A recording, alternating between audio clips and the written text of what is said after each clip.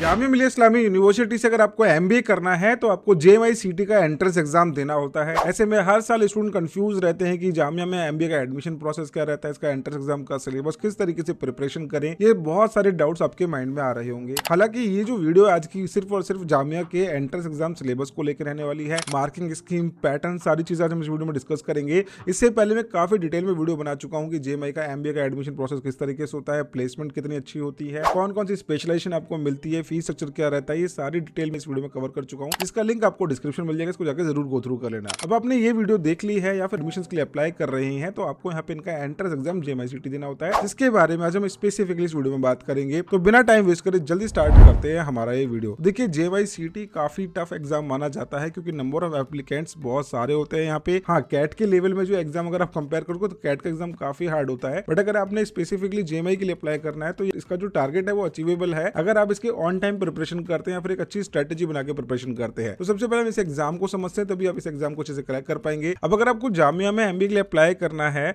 तो उसका खुद का एंट्रेंस एग्जाम होता है, सबसे पहले जेएमआई कनेक्ट करवाता है। मैंडेटरी एग्जाम है, तभी आप एलिजिबल यहाँ पे अप्लाई करने के लिए जब आप यहाँ पे एडमिशन के लिए एंट्रेंस एग्जाम देंगे। बहुत सारे स्टूडेंट हमारे पास हर साल आते हैं, बोलते सर हम डायरेक्ट एडमिशन लेना है जामिया में, तो जामिया में डायरेक्ट एडमिशन पॉसिबल नहीं है। एमबीए के अंदर आपको इनका एंट्रेंस एग्जाम देना पड़ेगा। और ये जो रिटन एग्जाम होता है ये शॉर्ट लिस्टिंग के लिए बेसिकली यूज होता है, क्योंकि इसके बाद आपका आगे इंटरव्यू भी कंडक्ट करवाती है यूनिवर्सिटी, तो आपको एंट्रेंस एग्जाम देना मैंडेटरी है। अब इसका एग्जामिनेशन नेचर एक बार हम देख लेते हैं। तो आपका जो एग्जाम है ये बेसिकली ऑफलाइन मोड में कंडक्ट कराया जाता है, pen and paper based mode रहता है। टाइप ऑफ क्वेश्चन यहाँ पे मल्टीपल चॉइस टाइप क्वेश्चन पूछे जाते हैं और एग्जाम का जो मीडियम है वो इंग्लिश मीडियम में पूछा जाता है। अभी जो आपका एग्जाम है इसके मोस्टली सेंटर दिल्ली में रहता है और यूनिवर्सिटी, मेन यूनिवर्सिटी में आपका एग्जाम कंडक्ट होता है। आपका एग्जाम चेक होगा कंप्यूटराइज तरीके से, प्रिंटर के अंदर आपके वर्कशीट डाल दी जाएंगे, वहाँ पे आपके रिस्पॉन्स चेक हो जाते हैं। अब एग्जाम की जो ड्यूरेशन है थोड़ा सा एग्जाम लेंथी देखने को मिलेगा। 3 आवर्स की टोटल ड्यूरेशन है, कोई भी सेक्शनल टाइम नहीं लिमिट है, जैसे कि एक सेक्शन के लिए इतना टाइम दे रहे हैं, दूसरे सेक्शन में इतना टाइम है।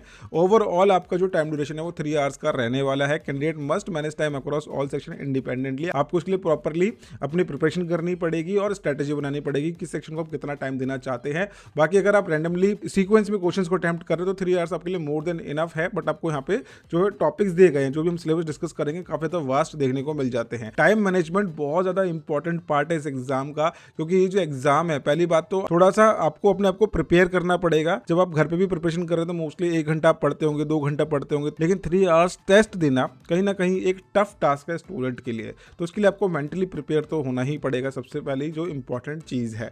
अब टोटल नंबर ऑफ क्वेश्चंस देखें तो 170 टोटल क्वेश्चंस है। एग्जाम काफी लेंथी, जैसे कि मैंने आपको बताया। क्वेश्चंस को 5 सेक्शंस में डिस्ट्रीब्यूट करते हैं, लेकिन सेक्शन वाइज कोई मार्किंग नहीं है। स्टूडेंट सोचते हैं कि लैंग्वेज में से इतने क्वेश्चन आएंगे, क्वांट्स में से इतने क्वेश्चन आएंगे। ये रैंडम एग्जाम होता है, इसमें कहीं से भी कितने भी क्वेश्चंस पूछे जा सकते हैं, कोई स्पेसिफिक वेटेज नहीं होती। This paper is very lengthy, not conceptual extreme. को ज्यादा एक्सट्रीम आपके कॉन्सेप्चुअल नहीं होते, क्वेश्चंस बहुत स्ट्रेट फॉरवर्ड भी आएंगे, कहीं कहीं पे कॉन्सेप्ट्स भी लगेंगे, वो सेक्शन पर डिपेंड करता है। एग्जाम की रियलिटी देखें तो स्पीड और एक्यूरेसी आप लोगों का यहाँ पे बहुत इंपॉर्टेंट रोल प्ले करता है, क्योंकि 170 क्वेश्चंस आप देख पा रहे हैं। जेएमआई का जब बात करते हैं एंट्रेंस एग्जाम की, चाहे वो किसी भी कोर्स का हो, not even MBA, other entrance exams भी देखते हैं तो वहाँ पे लेंथी एग्जाम इनका रहता है। इसका एक सबसे बड़ा रीजन ये है कि नंबर ऑफ एप्लीकेशंस यहाँ पे बहुत ज्यादा आते हैं। सेंट्रल यूनिवर्सिटी का आपको टैग मिलता है, मुस्लिम माइनॉरिटी मिल जाती है स्टूडेंट को। साथ में यहाँ पे जो फीस स्ट्रक्चर है काफी ज्यादा नॉमिनल है, उसके रिटर्न में आपको आरओआई जो अच्छी मिल रही है, यहाँ पे प्लेसमेंट इतनी बेहतरीन मिल रही है आपको। इसके लिए जेएमआई के अंदर नंबर ऑफ एप्लीकेशन हर साल भर भर के आते हैं। तो आपको इसके लिए अपनी अगर जगह बनानी है तो आपको स्टार्टिंग से अपने आपको मेंटली प्रिपेयर करना पड़ेगा और उसकी प्रिपरेशन स्टार्ट करनी पड़ेगी। मार्किंग स्कीम भी होती है यहाँ पे। मार्किंग स्कीम के अंदर आपको यहाँ पे हर एक करेक्ट आंसर पे मिलेगा 1 मार्क और 0.25 का नेगेटिव यहाँ पे देखा जाता है, यानी कि आपको नेगेटिव मार्किंग देखने को मिलेगी। सिर्फ अटेम्प्ट करना एक पर्पस नहीं होना चाहिए, आपको नेगेटिव मार्किंग से बच के चलना है, क्योंकि एक गलत आंसर या फिर आपने गैस वर्क ज्यादा कर दिया तो आप लिस्ट के अंदर, मेरिट लिस्ट में बहुत नीचे आ जाएंगे। और रिटन टेस्ट जो है आपके सिलेक्शन क्राइटेरिया का बहुत इंपॉर्टेंट पार्ट है। अब जो सेक्शन है, किस तरीके से आपको सेक्शन देखने को मिलेगी, इसमें आपको English language comprehension, quantitative ability and numerical ability देखने को मिलेगा, data analysis and sufficiency, reasoning and general intelligence, current affairs and economics, business environment. ये 5 सेक्शन टोटल आपको देखने को मिलते हैं। तो ये पांचों सेक्शन आपके टोटल 170 क्वेश्चंस इसमें आते हैं। अब ऐसा कुछ भी नहीं है कि इंग्लिश लैंग्वेज कितने आएंगे, क्वांट्स कितने आएंगे, डेटा कितने आएंगे, कहीं से भी कुछ भी पूछा जा सकता है। और सेक्शनल वाइज आप लोगों को यहाँ पे टाइमिंग भी देखने को नहीं मिलेगी। ये पूरा खुला मैदान है, 5 सेक्शन है, 170 क्वेश्चन है। इसके लिए आपको अपने आप को प्रिपेयर करना पड़ेगा। सिलेबस हम इसका देख लेते हैं। तो मैंने आपके लिए कुछ इंपॉर्टेंट चीजें लिख दी है यहाँ पे, टॉपिक्स मेंशन कर दिए हैं। बाकी इसका जो अगर हम सिलेबस देखते हैं तो दिस इज द सिलेबस। जो कि जेएमआई ने अपनी वेबसाइट पे दिया हुआ है। एग्जामिनेशन 2025 का मैं आपको सिलेबस दिखा रहा हूँ, अगर कुछ अपडेट्स होते तो आप लेटर नो स्टेज पे देख भी सकते हैं। बाकी यही सिलेबस रहता है मोस्टली। तो इसमें पहले आपका इंग्लिश लैंग्वेज कॉम्प्रहेंशन है, जिसमें वर्बल एबिलिटी आता है। वर्बल एबिलिटी के अंदर आप देख सकते हैं इंग्लिश यूसेज, देन उसके बाद यहाँ पे pronouns, misplaced modifier, subject verb agreement, parallel construction, verbs, quantifiers, ऐसे बहुत सारे इंपॉर्टेंट टॉपिक्स आपके पूछे जाते हैं। सेक्शन 2 आपका आ जाता है क्वांटिटेटिव एप्टीट्यूड, न्यूमेरिकल एबिलिटी। ये भी काफी वास्ट सेक्शन है और पूरा का पूरा कैलकुलेशन बेस्ड आपका सेक्शन रहता है, जिसमें आप देखेंगे इनइक्वालिटीज हो गया, time, speed, distance, ratio, proportion, ये आप लोगों को कैट के एग्जाम में भी देखने को मिला होगा। डेटा एनालिसिस एंड सफिशिएंसी इसमें पूछा जाता है। इसमें बेसिकली आपके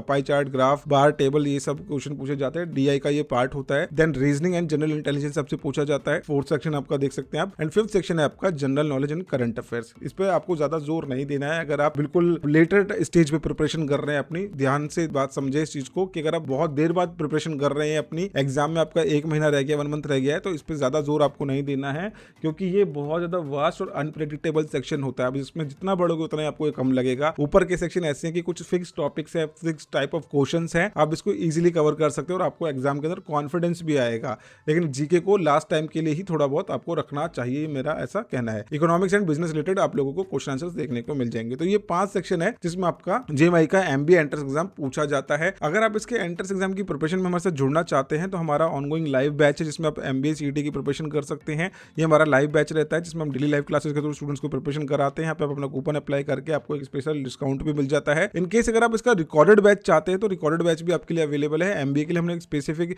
रिकॉर्डेड बैच भी बनाया है स्टूडेंट्स के लिए, क्योंकि काफी सारे स्टूडेंट्स के पास टाइम कम होता है प्रिपरेशन के लिए, उसकी फीस भी आपको कम देखने को मिल जाएगी। तो ये है हमारा एमबीए एंट्रेंस का रिकॉर्डेड बैच। जितनी भी हमारी लाइव क्लासेस होती है उनका रिकॉर्डेड वर्जन आपको यहाँ पे देखने को मिल जाता है। तो ये बैच आप ज्वाइन कर सकते हैं 4219 के अंदर। इसमें एग्जैक्ट हमारे लाइव क्लासेस की रिकॉर्डेड क्लासेस आपको मिल जाती है। इनकेस अगर आप डेली लाइव क्लासेस के थ्रू पढ़ना चाहते हैं, एक मोमेंटम में पढ़ना चाहते हैं, डिसिप्लिन में पढ़ना चाहते हैं, एंड टू एंड आपके अपने डाउट्स क्लियर करना चाहते हैं, mock test, analysis, section wise mock test, सब कुछ आप लोगों को मिल जाएगा हमारी लाइव क्लासेस वाले बैच में। एंड मॉक टेस्ट आप लोगों को रिकॉर्डेड बैच में भी मिल जाता है। तो ये आपको बेनिफिट मिलता है जेएमआई के हमारे इस बैच के अंदर। आप जाके ज्वाइनिंग कर सकते हैं। हायर एजुकेशन की एप्लीकेशन आपको डिस्क्रिप्शन में लिंक मिल जाएगा। हमारे फैकल्टीज आप लोगों को काफी अच्छे तरीके से सारी चीजें कवर करवा रहे हैं। तो ये हमारी हायर एजुकेशन की एप्लीकेशन है, इसको आप डाउनलोड करके अपना बैच ज्वाइन कर सकते हैं। तो एमबीसीटी की प्रिपरेशन की तरफ दोबारा से चलते हैं हम। हमने हमारा सिलेबस देख लिया। अब सिलेबस के बाद जो हमारा इंपॉर्टेंट चीज आती है कि कैसे आपको एग्जाम को मैनेज करना है, वो भी हम देख लेते हैं। तो देखिए, रीजनिंग आता है, डेटा एनालिसिस आता है, सफिशिएंसी, करंट अफेयर्स, ये मैंने आपको समझा दिया था। अब कॉमन मिस्टेक्स क्या होती है जो स्टूडेंट्स कर जाते हैं? नेगेटिव मार्किंग को इग्नोर कर देना, ओवर अटेम्प्टिंग विदाउट एक्यूरेसी। काफी सारे स्टूडेंट मेंटली प्रिपेयर नहीं होते, एग्जाम के लिए भी प्रिपेयर नहीं होते। उनका बस फोकस ये रहता है कि एग्जाम जाके हमें अटेम्प्ट देना है, और एक्यूरेसी पे कोई फोकस नहीं होता।